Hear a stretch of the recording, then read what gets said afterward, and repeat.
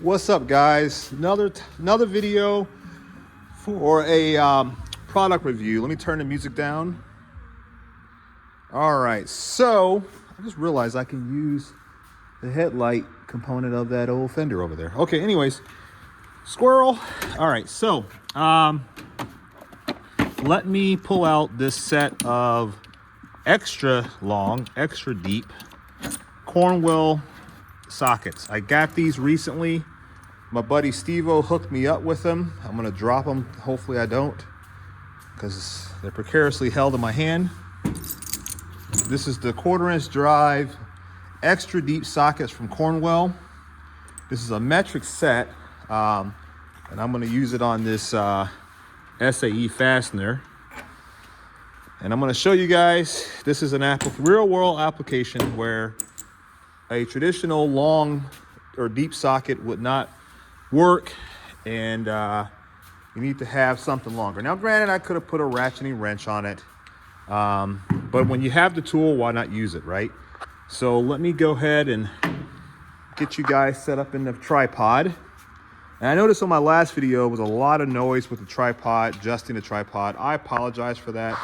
I try to get this stuff set up as I know I'm gonna need it, but you know, when you're in the shop doing stuff, sometimes you can't plan it all out, right? I don't have a $10,000 operation here. So, all right, so I'm trying to remove the heater box from the truck, and these bolts, I believe here, these extra long bolts are what holds that box there. So I've got this traditional length deep socket 1/4" drive from Capri Tools. Nothing against Capri Tools, just not long enough. So I got my extra deep sockets and they fit perfectly. So we're gonna go ahead and take this out. Pour a little bit of penetrant spray on it. I'm just kind of getting some of this low-hanging fruit stuff done on this truck. Trying to figure out what all I'm going to do with my day-to-day. I've got a couple things in the works, and I don't know yet. So let's go ahead and pop this off.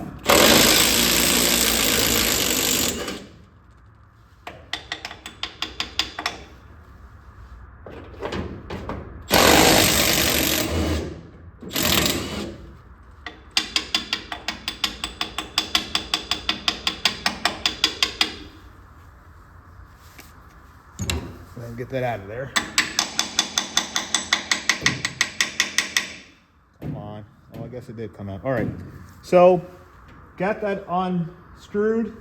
I think that's the only screws that are holding it together. There's a plug right here. I don't know if that plug goes to that.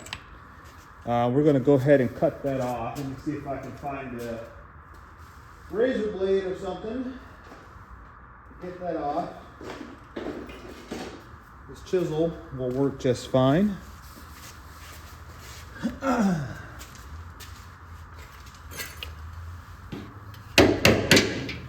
right, and there's one up here.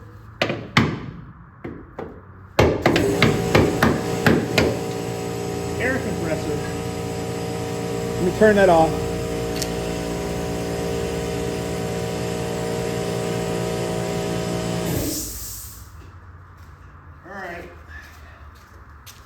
So there it is.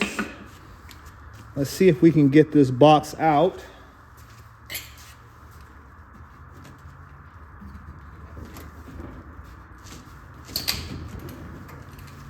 Probably gonna have to hammer those screws in.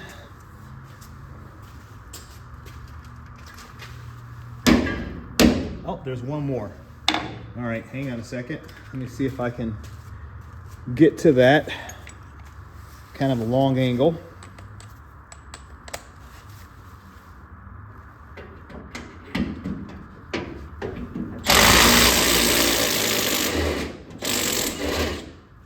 So I tell you, I know Snap-on makes a set of extra deep sockets. I don't know if they're 1/4 or 3/8 drive, but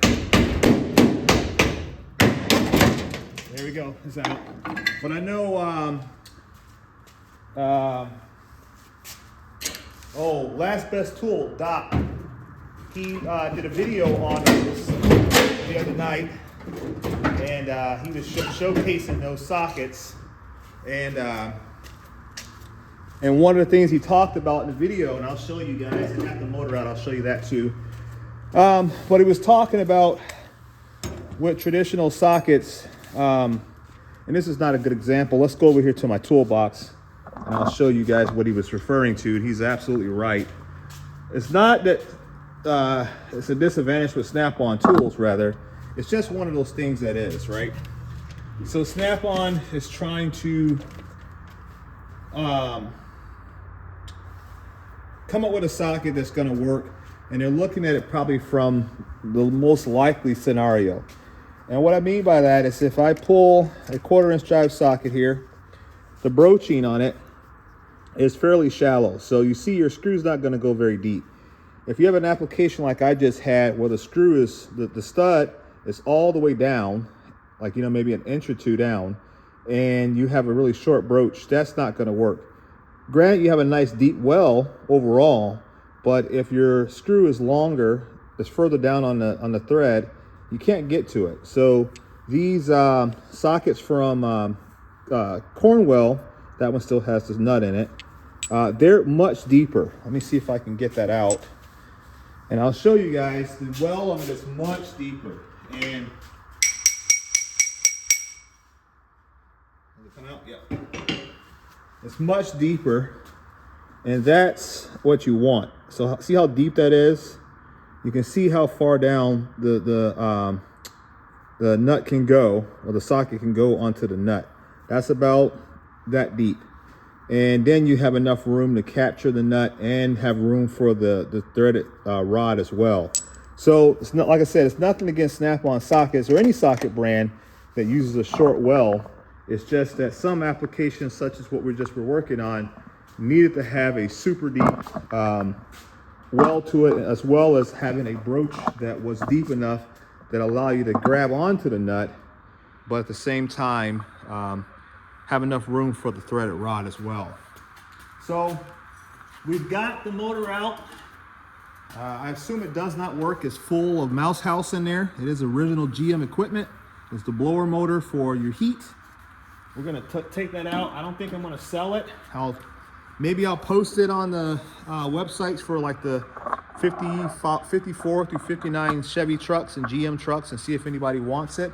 I doubt it. I don't even know if it works. But yeah, we've got that out of the truck, and that cleans up the cab a lot better, and I'll show you that real quick, and then we'll call it on this video. But yeah, get yourselves a set of these deep sockets. I know CTA Tool makes a set as well. Those are in 3/8 drive. I have the smaller set. I know CTA has a full set. I don't know, I think it's like 4 or 5 to 15 or something like that. I don't have that set. I have a smaller set, a 5-piece set. I think the other one's like a 7 or a 9, something like that, maybe even more. No, it's probably like a 10-piece set. But here's the CTA Tool version of it. And even CTA has a fairly deep well. At least the broaching is deep enough. I don't know if that would have worked for this application. Quite possibly, because it looks about the same depth as the Cornwell. But these are 3/8 drive. So I tell you, you know, for the price, I think the Vim has them as well. I don't know what Vim's cost. I believe it's less than $100. I know that set here from CTA Tool was like $60 or something like that. Not very much money. And then the Cornwell set was a lot more because it's Cornwell. But yeah, I would tell anybody out there, whether you're a DIY or a professional mechanic, if you don't have a set of deep well sockets, like extra deep well, I would encourage you to get some. And so you can see here, real quick, we've got that out. Now we have a couple holes that we'll need to plug, which won't be hard at all. We'll get some grommets or something like that. But we now have that out of there, and that's what we needed to free up some room. I don't know what we're going to do for heat in this truck yet, if I decide to do that. This is just a summer truck basically, so it doesn't necessarily need to have heat or air in that regard, because it's got the corner windows, and that's the best heat, God's heat. So I don't really know yet, but I need to get that piece out. The next thing we're going to end up getting out is this old temperature control right there underneath the dash there, and then that old radio. We're going to clear out all that stuff as well, but that probably won't be on the video.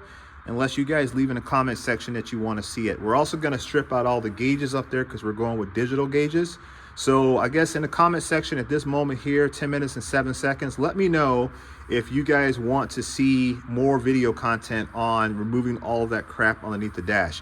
If you want to see it, I'll do a video. If you don't want to see it, just say no. Simple as that, and we'll call it. All right, guys, I'll catch you in the next video. That was another DIY Tech Tip Minute from none other than Midwest Tour Review. All right, guys, peace. Love you, Jen.